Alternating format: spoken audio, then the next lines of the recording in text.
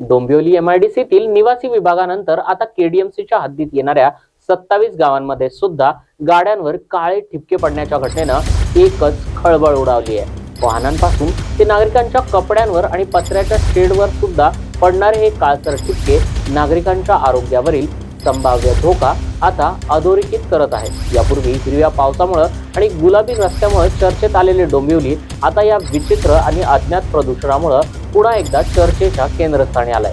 MIDC परिसरामधील नागरिकांनी आधीच या विरोधामध्ये आवाज देखील उठवलेला होता। आता हा प्रकार 27 गावांमध्ये सुद्धा दिसू लागल्यानं ग्रामस्थ आता चांगले संतप्त झाले।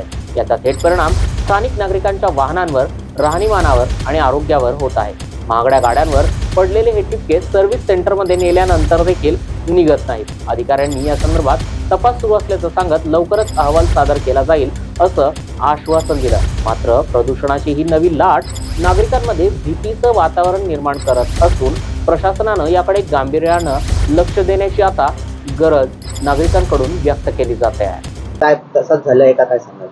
आमच्याकडे तसंच झालंय। पूर्ण गाड्यांवरती, माझ्या तिन्ही गाड्या 4 व्हीलर आहेत, 2 व्हीलर आहेत, यांच्यावरती एवढे टिपके म्हणजे पडलेले। मी अक्षरशः गाडी बघून वॉशिंगला दिली, वॉश करून आणल्यानंतर पॉलिशला दिली। ते पॉलिशनी पण असं निघत नव्हतं। पूर्ण डीपमध्ये त्यांनी पॉलिश पेपरने, झिरोच्या पॉलिश पेपरने घासून काढले, पूर्ण काढले। आज पुन्हा डाग पडलेत या तिन्ही गाड्यांना। आणि इकडे घराच्या वरती पण छोटे छोटे कलर केलेले आहे, मी आता घराला कलर केलेला आहे, त्याच्यावरती पण टिपके, काळे टिपके पडलेले, ते निघतही नाहीयेत। हा प्रदूषण कुठला? मागच्या वेळेस पण हिरवा पाऊस झाला, आता हा काळे टिपक्यांचा काय आहे आता?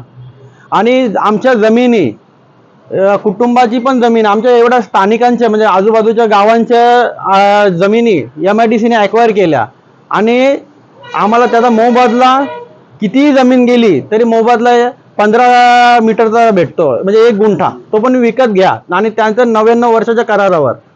आज ते काही डेव्हलपमेंट दुसराच दिवस चाललंय आणि रहिवासी आहेत किंवा बिल्डिंगी झाल्यात, अनधिकृत बांधकामं झालेत, त्याच्यातली स्थानिकांच्या जमिनी घेतल्या शासनाने। तिसराच माणूस काय घेऊन बसलाय, हे काय? रस्त्याचा पण रस्ता एकाच साईडला वाइंडिंग म्हणजे वाढलाय, 50 फूट एका साईडला वाढलाय, त्याचाही मोबदला नाही। म्हणजे स्थानिकांवर अत्याचारच चाललाय हा।